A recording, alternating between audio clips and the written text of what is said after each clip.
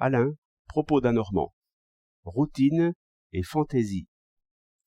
Les peuples les plus primitifs que l'on ait pu observer ont ce trait commun qu'ils veulent rattacher un événement qui les frappe à un autre événement qui les frappe, sans chercher d'intermédiaire. Par exemple, un étranger aborde chez eux, et quelques jours après, ils prennent sur le sable une tortue énorme. Aussitôt, ils s'accordent pour dire que l'un de ces événements est la cause de l'autre.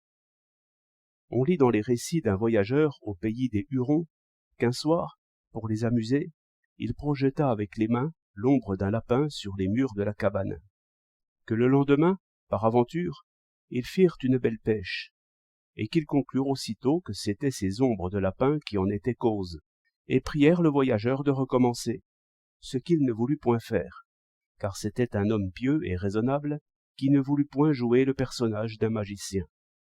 Comme les récits de ce genre sont innombrables, comme on voit que des liaisons de ce genre sont formées par tous les primitifs, qu'ils soient de l'Amérique du Nord ou du Brésil ou de l'Australie, on vient à penser que c'est là un instinct proprement humain, et peut-être le fond même de ce que nous appelons la pensée. Ce n'est pas que les autres animaux soient tout à fait à l'abri de la superstition. J'ai vu dans un cirque un phoque qui faisait danser un ballon sur son nez. C'était pour lui, autant qu'on peut éclairer la pensée d'un phoque, une manière de conquérir un poisson. Mais on voit très bien comment le dresseur lui avait donné cette opinion, par des expériences répétées et conformes à une règle. Toutes les fois que le phoque faisait bien danser le ballon sur son nez, on lui donnait un poisson.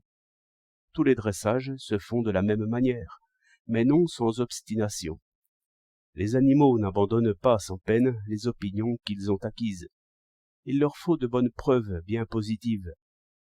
Il me semble au contraire, d'après les exemples que je citais, et d'après d'autres observations faites sur les civilisés, que l'homme change aisément d'opinion, et s'attache volontiers à des superstitions nouvelles, même sur de faibles preuves, comme s'il se plaisait à penser que toute chose tient à toute chose, ce qui d'ailleurs est vrai au fond. Et cette disposition à supposer des liaisons avant la preuve a produit des milliers d'erreurs, comme on sait, mais aussi toutes les inventions et toutes les théories, car il ne fallait qu'une vérification expérimentale un peu suivie pour écarter certaines liaisons et en retenir d'autres.